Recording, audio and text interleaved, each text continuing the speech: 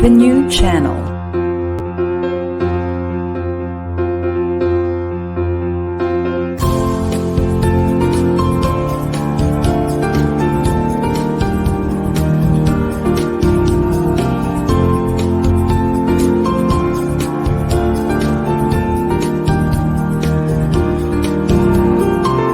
The new channel. Hashtag TNC Now.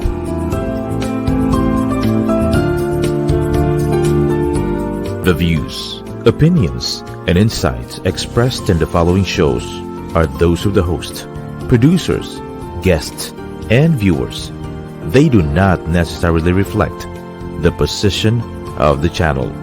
Viewer discretion is advised.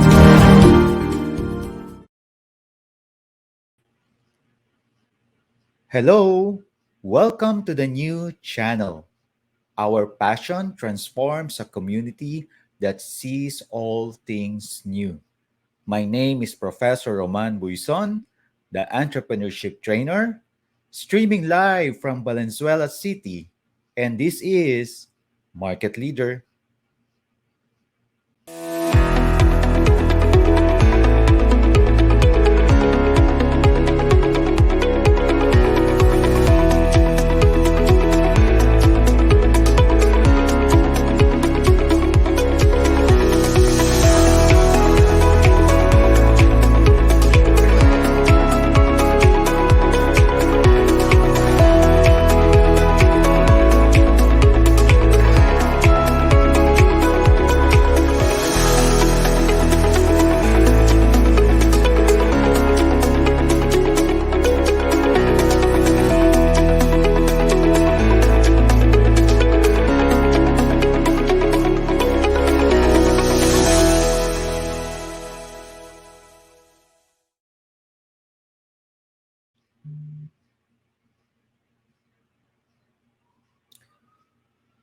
Welcome to our Market Leaders Season 2 special episode.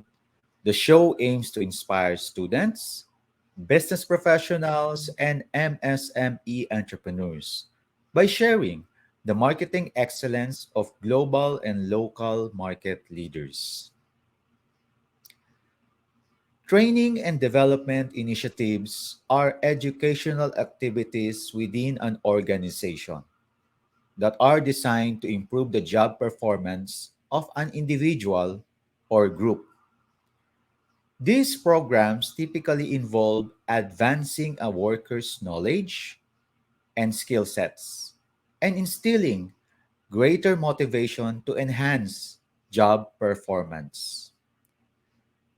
Training programs can be created independently or with a learning administration system with the goal of employee long-term development.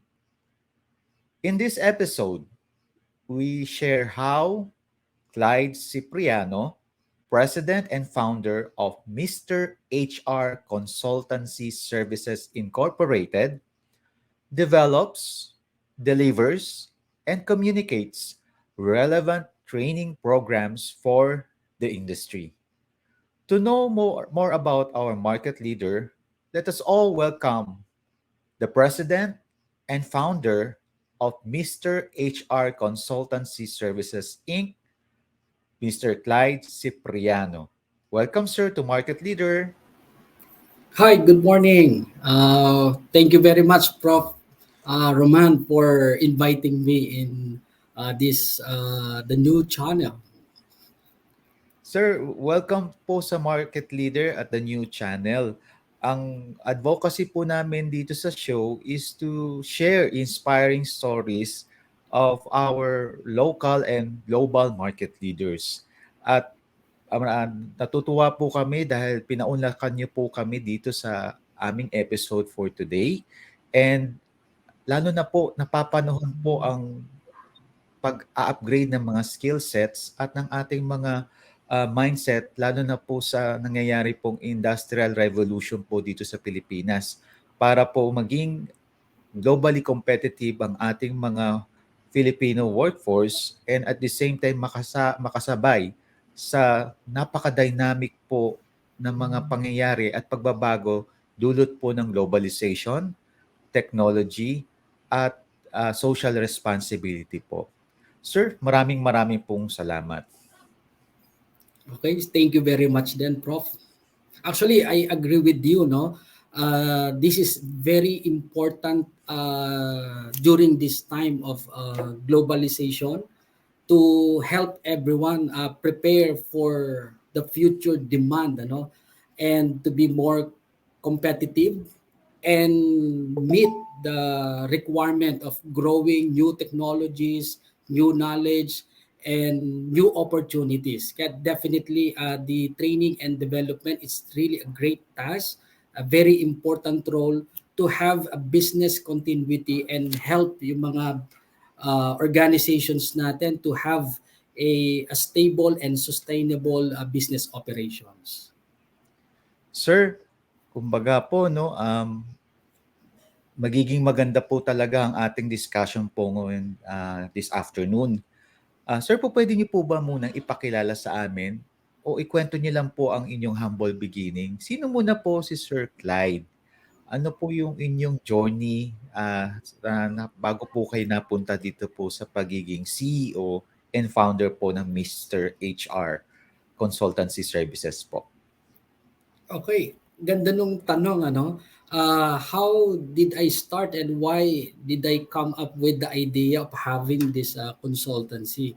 Actually, way back 2008, my mindset ano was just to be a typical employee. Just report to the office on a day-to-day, di ba? The 8 to 6 p.m. or something like that. And then I don't have any vision ano, of having this kind of company or consultancy business. But I attended one of the training because before I was also doing a freelance HMO consultant, helping the organization look for best HMO or the health card for their employees for their organization. So I was doing a part-time, and one of my friends invited me to join a seminar or a lecture wherein they can bundle or partner the HMO. So that's the very reason why I was attracted to join that learning session.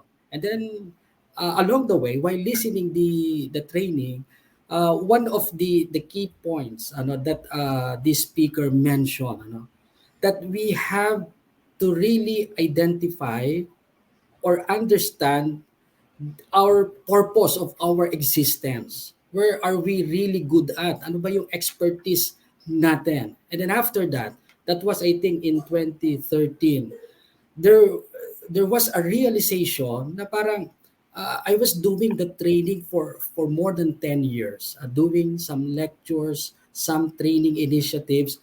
Why not utilize this talent? So I started in 2013, and the good thing, when I started the training program, there are a lot of OJTs.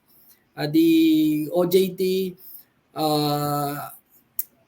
parang help me no to be into training. Parang my aspiration is to help these students understand the business industry because common challenge of the students, they may have theoretical knowledge, especially example in human resource, but their problem is on how they will apply this in the workplace pag nandoon na sila. So sabi ko sa mga student, oh sige, I'll try. You try to invite your classmates. I will run a very parang a very low cost training ano for that to help them understand how we do things ano at the corporate ano in the industry. Paano ba ginagawa si HR? So we started with the payroll. So the first payroll training, the first training that I designed is about the payroll. And then unti-unti I was able to get some clients na, sir, are you also doing a training ng mga team building, customer service? Can we invite you do sa organization namin? Unti-unti no na invite ako to conduct training program, and then my inspiration back then, in 2013, is the model of Arriba Academy. Kasabi ko, sige, what I will register is Cipriano Events Management. So, hosting, conducting, learning events, and doing mga training programs. So, talagang yun yung inspiration ko, no, to really focus on training and development. And way back in 2020, we know that we were really badly affected by pandemic. So, yung mga trainings, hindi siya right, but for me, during the pandemic, this is the best time to invest in training. But in terms of execution, the activities of doing the actual training program, it's a challenge because we are not designed yet to do online training programs. Most of the trainings that we were conducting prior pandemic, more on face-to-face. So sabi ko, teka, hindi ako makakapag-conduct ng training program kasi walang attend because of pandemic, naka-lockdown. So I rebranded the Cipriano Events Management into a HR consultancy because I'm also an HR practitioner. So sabi ko, teka, during this time, sabi ko, consulting na muna para ang approach a work from home arrangement. We can just do an online communication, consultation. So way back in 2020, I rebranded Cipriano Events Management to MRHR. Sabi niyo, bakit daw MRHR, Mr. HR? Because one of my friends in the corporate, laging ang tawag sa akin, pag may tanong kayo, tanungin niyo si Mr. HR. So she always called me na Mr. HR. So naging inspiration ko siya, na to have, parang may recall yung brand niya, yung tawag na Mr. HR. So I moved to a consultancy services providing itong mga HR related in terms of recruitment, how to come up with policy, how to help the organization set up their performance management system, doing as well the training design for the organization. And good thing, I got clients, and this is actually I realized during the pandemic, it's also the time to pay back and then to help the small organizations. Dahil alam natin na during the pandemic, maraming naapektuhang business, but it also a good opportunity sa iba na nag-elevate, nag-improve, nagkaroon din ng opportunity to set up their own business and help them grow their business. Ang challenge, since that they are just moving up, they don't have the capacity to hire nitong mga expert leaders na in terms of different roles in the organization, like in human resource, na parang if they will hire an HR manager, HR head, costly, they cannot afford. So I think one of the contribution of MRHR during the pandemic and even this time, we help yung mga small enterprise, yung mga small companies to afford hiring or getting the services of a full range or full activities in human resources na hindi naman costly in their organization to sustain pa rin yung kanilang business operations. And in 2022, last year, sabi ko talagang aspirations ko talaga, or one of my parang design is to really conduct training programs. So I started to convert some of my training modules like yung payroll. Yan yung inspiration kong training, yan yung number 1 training program na na-design natin. How can I make it an online? So I was able to design it online na talagang nilagyan ng every activity just to validate the learnings of the attendees. And sabi ko, pwede pala talagang mag-online training. I was not really fan of online training dahil pakiramdam ko, will they really learn pagka-online? Parang ako nasa traditional concept pa rin of doing the face-to-face training. So we were able to successfully conduct, run training programs via Zoom, via online in 2022. And now, ito pumasok to 2023. We aggressively started doing the face-to-face. And good enough. We were able to tap clients na willing ulit na pumunta do sa mga learning events, sa mga venues natin to join training programs. Baga po sir, no? Ang pandemic po talaga na-challenge tayo kung paano natin i-rebrand, i-repackage ang ating mga services. Sir, nabanggit niyo po na nasa consultancy na po kayo ngayon. Ang ang tanong po namin, ano po yung nagpa-motivate sa iyo para maging isang entrepreneur at the same time business professional? Paano niyo po napagsabay ito? Isa yun sa naging challenge ko kung ano ba yung career direction. Siguro, I'm planning na marami ako na-attenan ng mga seminars. Laging ang mindset, walang future sa employment.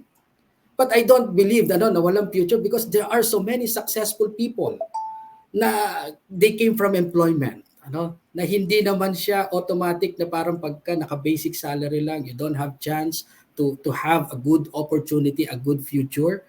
But when I'm looking at my career direction, the next level that I want to achieve is not only to develop myself, but to inspire others. Parang sayang if ako lang ang mayroong parang, I'll just keep it myself kung whatever learnings na ininvest sa akin ng mga future leaders ko.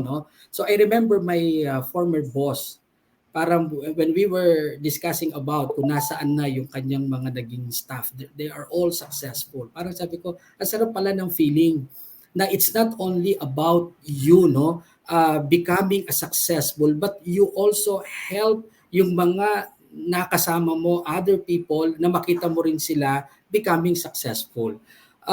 So through the MRHR, nakita ko this is also a good opportunity na to give something, to share something to the community, to other people, na maging part ng success. So that's one of the inspiration of MRHR. Bakit I go forward to becoming an entrepreneur?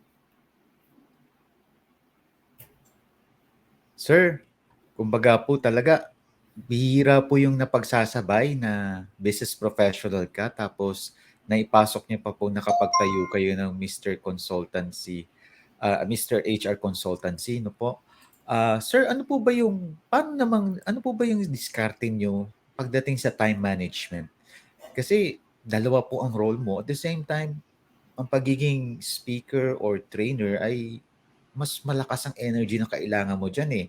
On top of your talagang work or employment as sa iyong sa trabaho, nakaka-drain na po talaga ng energy. Tapos tatayo ka pa po sa harap ng mga trainees mo na talagang ikaw yung beacon ng inspiration at saka beacon of change sa harap nila kaya sila umattend sa iyong training session. Paano po mo na maintain yung positivity, energy at saka yung passion mo despite ng grabe ang workload mo, sir? Siguro uso ngayon pagkausap mo mga millennials, ang sarap kasi actually not millennials, Gen Z na yata, even my son part of that generation. Lagi nilang sinasabi mindset. For me, it's a matter of mindset on how we see things. For me, doing the consultancy business, I don't look at it as another workload or as another responsibility, as another burden. Parang it will eat up another part of my time.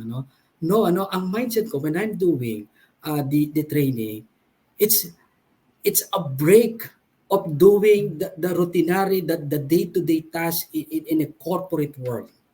So parang we're saying that this is somehow I consider as a passion of doing it. Na parang ando doon yung energy ko eh. When doing it, parang instead of feeling na dagdag pagod, no, for me, this is also a way of regenerating new energy every time I'm doing the training program. Parang yun siguro ang I can share to other mga practitioner. Don't see it as a workload, see it as another way of regenerating energy so that when we go back again to the normal day-to-day tasks or in a corporate world, energized tayo. No? It's not anymore an additional burden. Sir Clyde, um, nung tayo po kasi ay nasa starting period pa lang po ng ating career, pag sinabing mga training and development, mangilan-ngilan pa lang po ang talagang nag-o-offer. At ang mga nag-o-offer, nagfa-facilitate ng mga training and development programs, ay talagang mga tinatawag na experts or business experts po talaga o tinatawag na key opinion leader po. Kaya ganun po yung trend nung tayo nagsisimula pa lang. Napapansin ko po kasi ngayon na lalo na po nung nag-boom po yung online, ang dami pong nag-jump in pagdating sa training and development na nagbibigay po sila ng iba't ibang content na kung titingnan mo naman po, iba-back check mo naman po na yun yung sa traditional way na pag tinanong natin sila ba ay subject matter expert, makikita mo hindi man naman pala sila ganun talaga ka-expert. Pero sila pa po yung maraming engagement, marami pa po silang mga projects at saka kung sa online nga dami pa po nila ng views. Ano po yung nakikita niyo pong perspective po dito na challenge para sa isang subject matter expert like you? And paano niyo naman po ang inyong mga strategy para po makasabay at ma-attract niyo pa rin po ang talagang mga gustong matuto na they need to attend training programs na talagang subject matter expert talaga ang nakatayo sa harap po nila.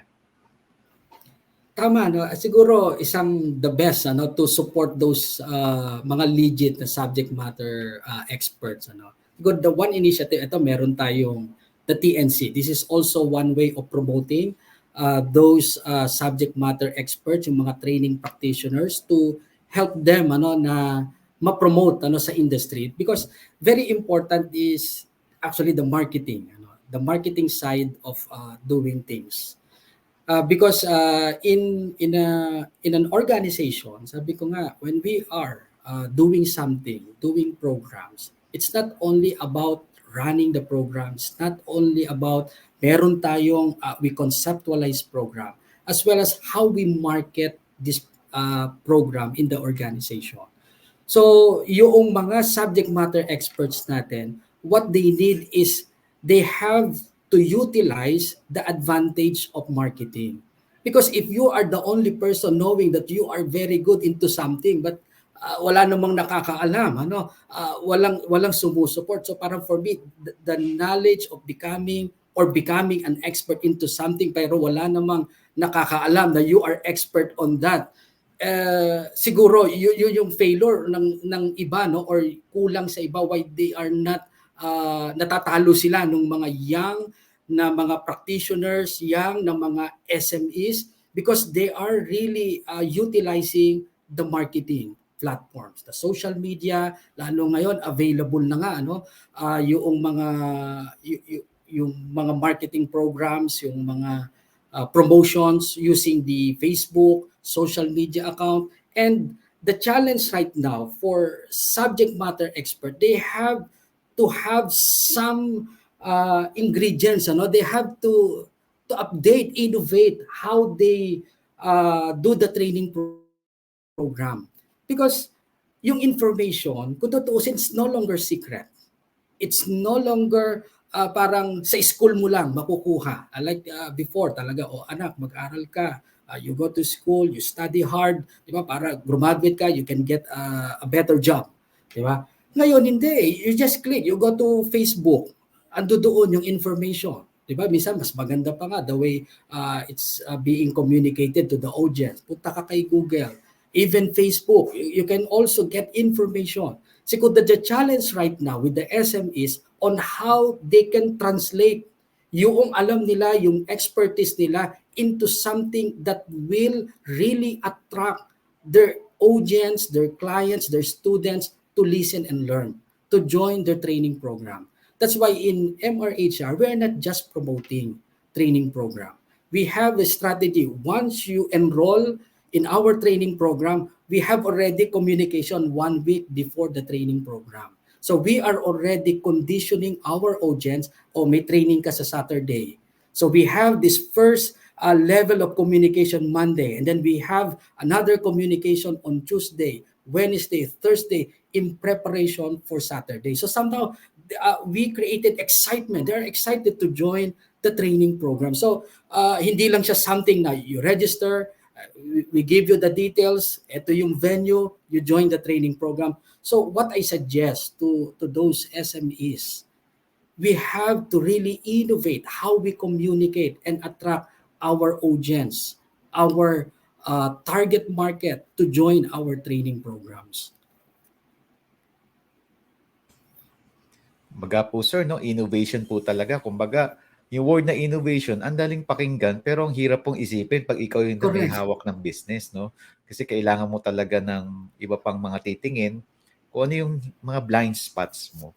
Sir, nitong nagdaang pandemic, pagdating po sa education, training and development, talagang naging challenge po kasi ito po yung talagang naging priority ng mga government, both local and international, na kahit magsarado tayo ng ekonomiya o ng ating mag-lockdown tayo ay dapat tuloy pa rin. Kaya nagkaroon ng biglaang shift from face-to-face to online learning.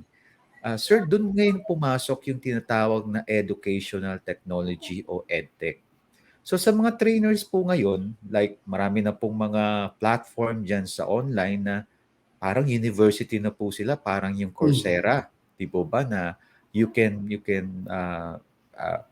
select what skill or skills you want to learn, and you can learn at the comfort of your home, at your own pace and time, just a click of a finger. And then Yes. meron na po silang certificate.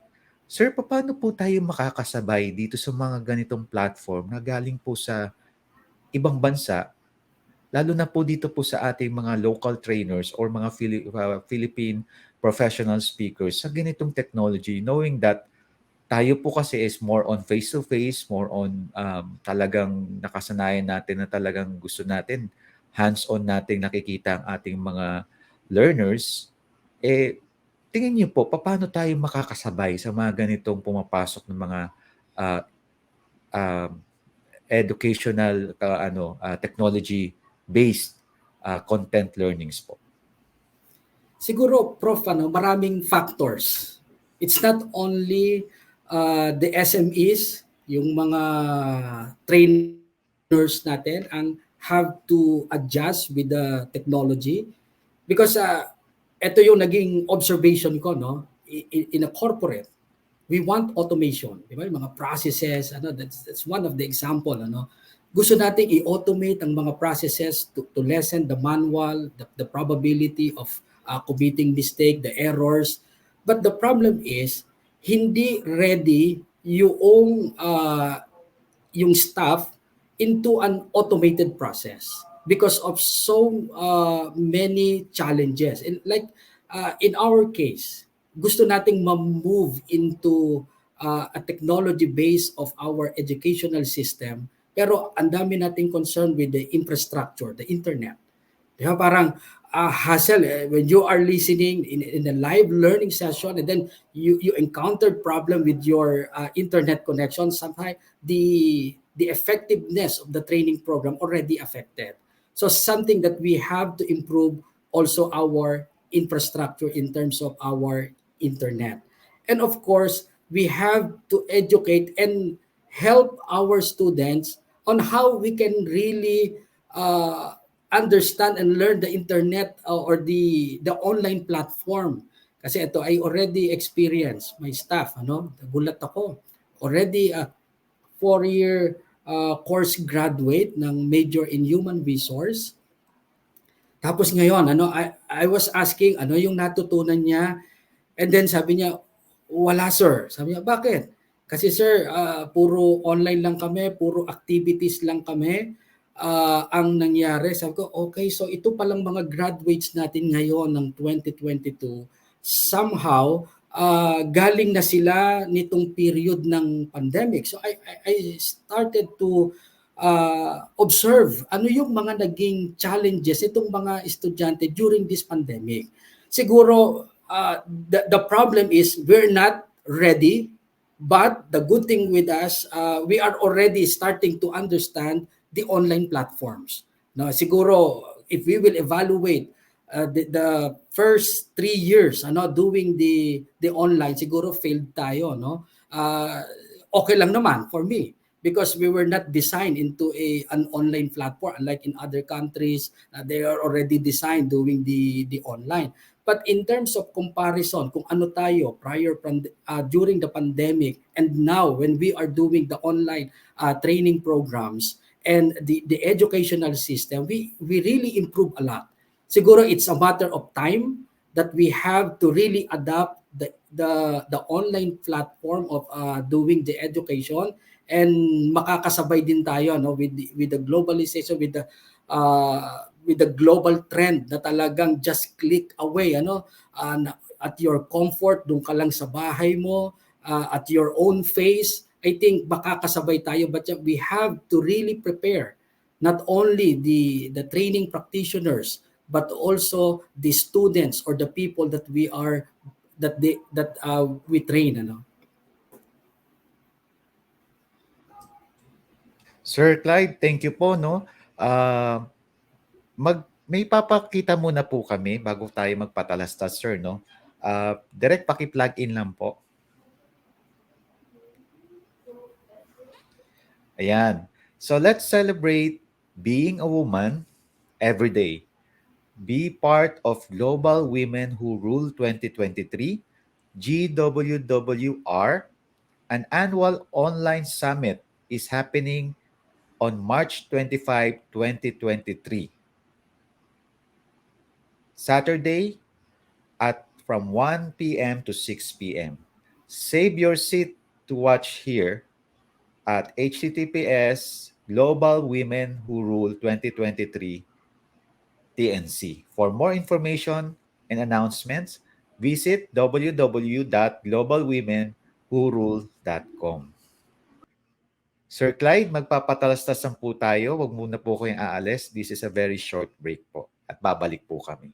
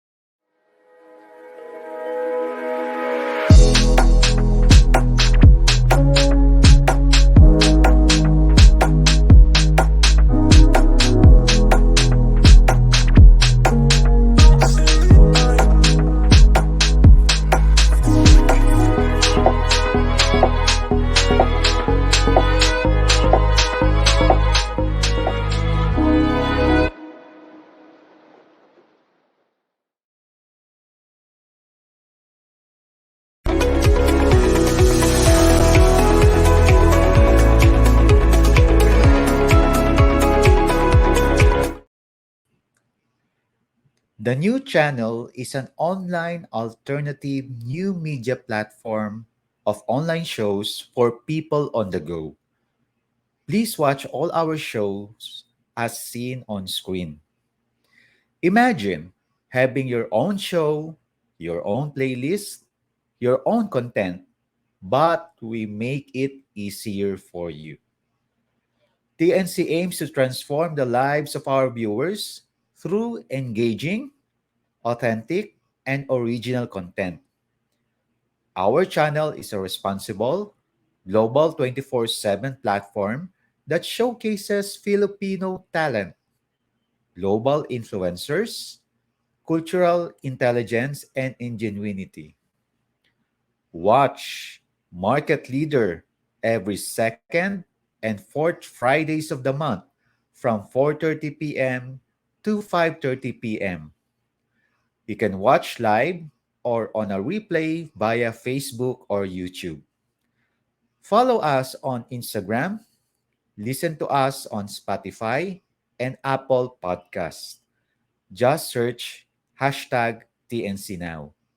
For sponsorships, please email now at thenewchannel.com or send us a direct message. Enjoy these life-changing shows because we made them specially for you. Welcome po uli sa Market Leader, Sir Clyde. Yes, hello, yan. Sir Clyde, ang dami na po naming natututunan sa inyo, no? Kasi gaya nga po ng sinabi ko po sa mga una ko rin po naging guest, ang pagpapaunlak niyo po sa amin ay parang binigyan niyo po kami ng pagkakataon na may saulat po namin ang inyong istorya at ang inyong advocacy sa isang makabagong aklat na ito po ay online na video na kung saan naman po ay may makakapanood po ngayon at makakapanood pa po yung mga maghahanap ng mga kagaya ng istorya niyo po na makaka-inspire po at available po ito sa online po. At salamat po at naisulat po namin ang inyong istorya dito po sa The New Channel Market Leader. Salamat din po. Sir, normally po, sa mga gaya po ng nangangarap na maging trainer, gaya niyo po, gusto mag-offer ng mga training and development programs, pwede niyo po bang magbigay lang kahit paano ng mga tips? Paano po ba ang foundation ng pagtatayo ng isang consultancy firm?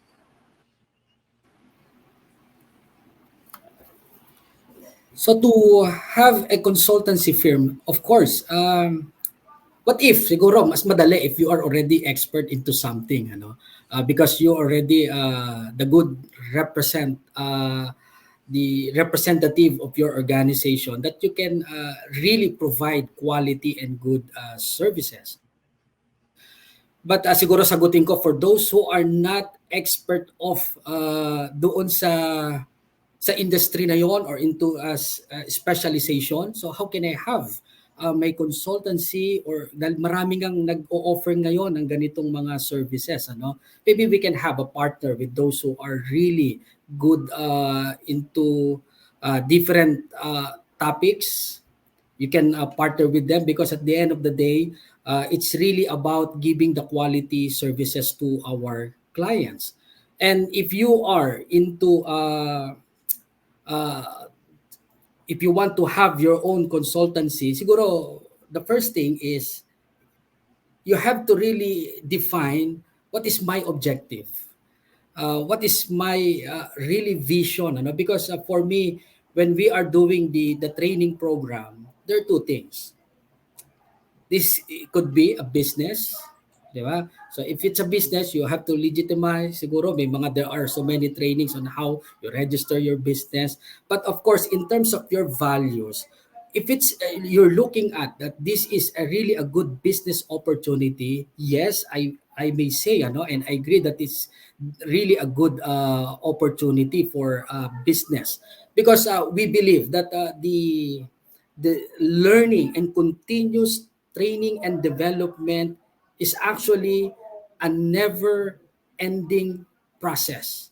The concept of training and development, for me, will never be obsolete. Maybe siguro the person doing it may be obsolete eventually, or even the content, the training module that we created. Maybe this is the good training program now, but we cannot guarantee that this is also the good training program tomorrow. But the concept, the idea of learning and development, the training and development, this is actually a never-ending process. So if we are looking at on a business perspective, this could be one of a good business, to do the training programs, to have a consultancy. And the other side, it's actually a non-business. For me, whether you do it or not, it's all our responsibility to pass on what we learn, what we experience to someone else, to our apprentice or to future leader, because we are not immortal. So whether we like it or not, for me, the non-business perspective side of doing the consultancy, the training program, it's our obligation to train the future leaders, the future generation. So for me, it's not only about doing it as a business, but also it is our duty and responsibility as well to transfer whatever we learn for the future generation. Sir, agree po ako doon, no? Sir, meron lang akong isang personal question. Actually, wala po ito talaga sa normal na tinatanong ko, pero siguro sabihin na natin medyo ito yung parang idiot book, parang idiot guide ng mga books nun. Parang ganun lang po yung level ng tanong ko. Sir, di po ba meron tayong tinatawag na subject matter expert o experts at sa KOL, Key Opinion Leaders? Sir, ano po ba pinagkaiba nung dalawang iyon sa yung naririnig ko po ngayon ng mga binabanggit ng mga millennials or Generation Z na yung curator naman po? Wow, parang unique din sa akin yun, Prof, Yung parang Mukhang nahalata yata yung edad ko. knowledge curator yata o information curator. Parang gano'n nag-curate. Ito po yung mga nandito po sa mga YouTube. Sila po yung nag-curate ng mga information. Parang dami nilang dami nilang binabasa o pinapanood, then binubuo po nila sa isang kino-combine po nila kahit nagiging content.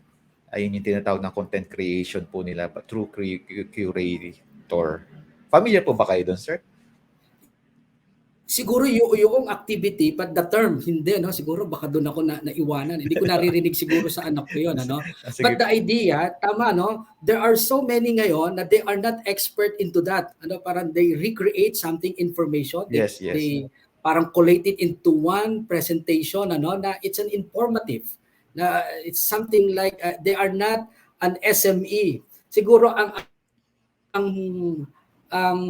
kung i-benchmark ko yon, I may say na para siyang isang segment, no, siguro no, sa isang popular na channel, na they are getting information na pumupunta sa mga provinces, what are the taboos, what are the activities, di ba, na ginagawa, and then they share it to others. So that's what I mentioned umpisa, you are not expert into something, pero you want this kind of a business. You collaborate, you partner with those who are knowledgeable. Maybe siguro your expertise on how you create your materials, you create your video, the content, and then promote. Parang you are not subject matter expert, but you are always getting the information. You have a good sources, so somehow you can be a good facilitator of the training.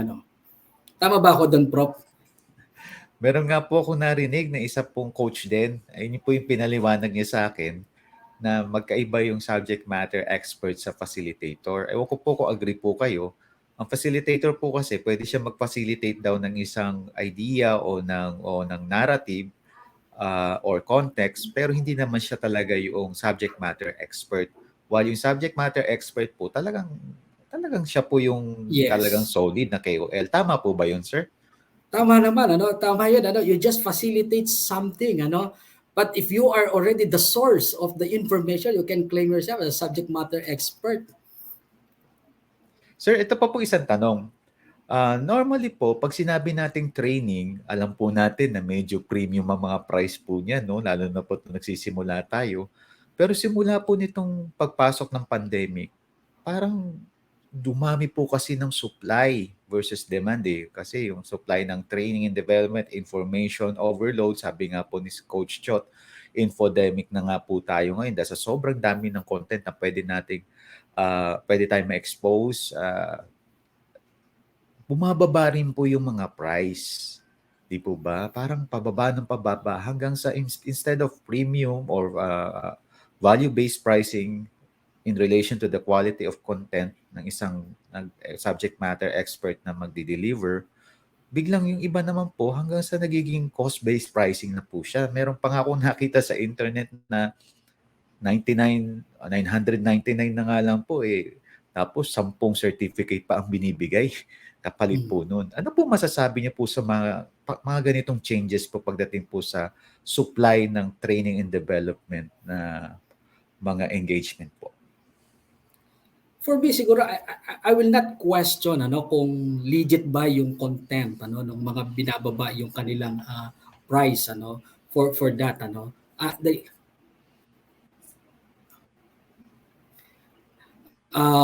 sorry Prof. Siguro baka in few minutes I have ni-remind ako so okay, anyway, for me tama because of the availability of the information, tumaas yung supply versus the demand for the training program. But for me, what I suggest and advise to those who will join, you have to really check the content or you check the reviews of that training, the materials that being provided to check the legitimacy. But in terms of strategy, because I'm not discounting na baka quality rin naman the training program for those what in MRHR, what we did is we take out some of the basic information because they are already available doon sa YouTube in a different platforms or in a different mga materials. So we enhance, we move to the next level of the training materials to make sure that the training program talagang solid siya, quality. We lessen already the portion na hindi na ganun ka-material, that they can already do a self-paced study online. O nga po sir, salamat po sa inyong feedback kasi yan rin po yung mga tinatanong ng iba. Pero at the end of the day, let's exercise our due diligence. Let's do our homework kung ito ba ay talagang legit at talagang worth it sa ating objective bago po tayo umattend ng training program.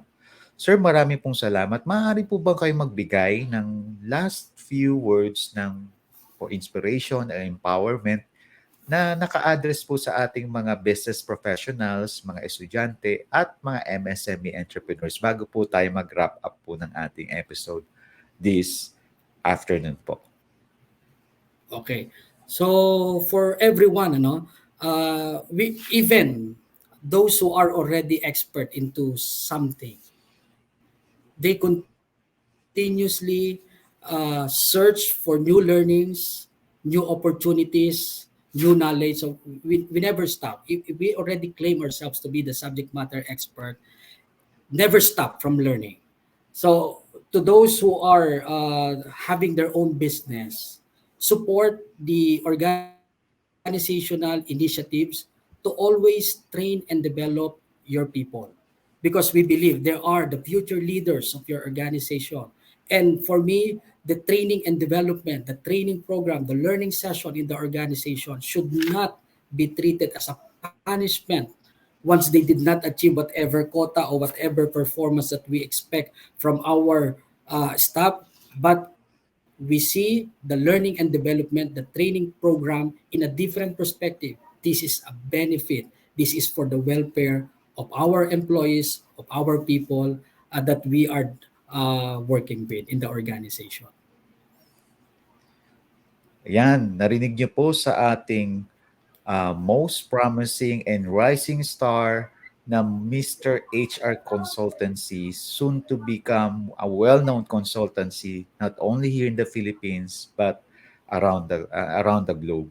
Sir, marami pong salamat at sa lahat ng mga nakakapanood sa aming video. Marami pong salamat at kung nagustuhan niyo po ang aming episode ngayon, paki-share na lang po sa inyong mga kaibigan at patuloy niyo po kaming suportahan po dito sa the new channel Market Leader. Again, this is Professor Roman, the Entrepreneurship Trainer. Maraming pong salamat and see you to our next episode. Bye-bye!